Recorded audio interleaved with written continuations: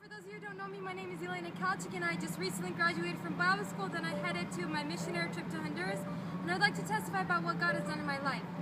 And when I went to Bible school, for me it was a completely life-changing program. Little did I know that God was going to change my life so much. For me, about 2 years ago, I was a completely different person. I was so shy, quiet, closed in, independent, and I didn't want to talk to anybody, let alone testify in church.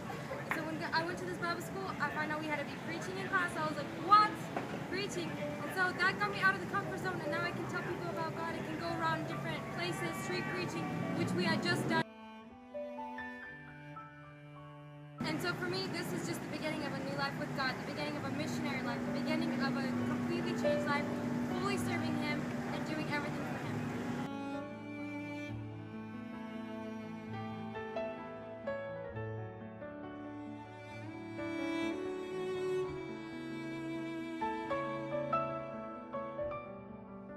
Like 2 years ago, I met this prayer, and God completely speaks to me through a prophecy.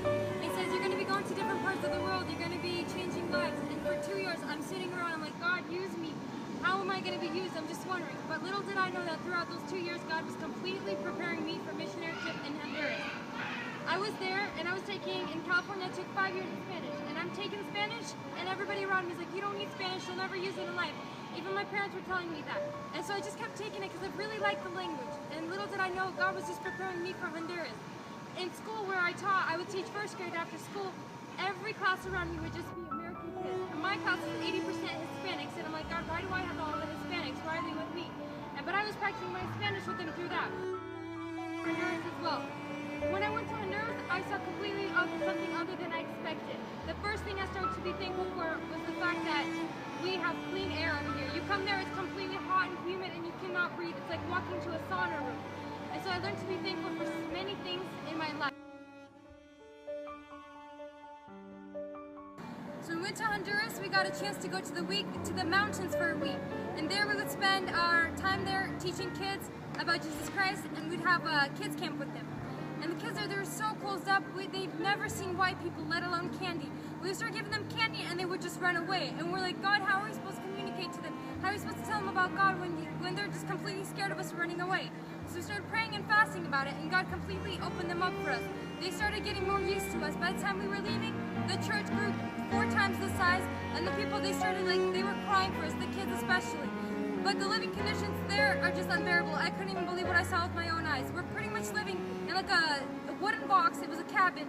And we're just like going to sleep with scorpions in our pillows, in our beds, in our suitcases. And you're just praying that the next day you'd wake up alive.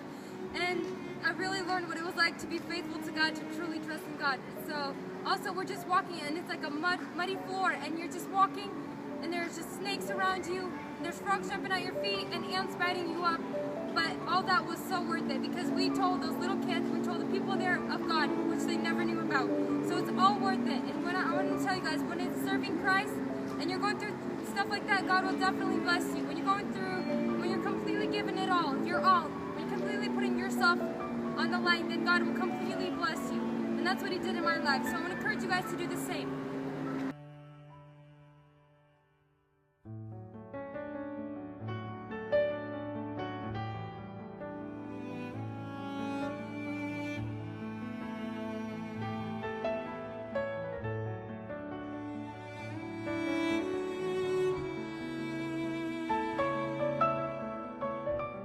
Many of us, when we're coming back from missionary trips, we're thinking, what do we do now?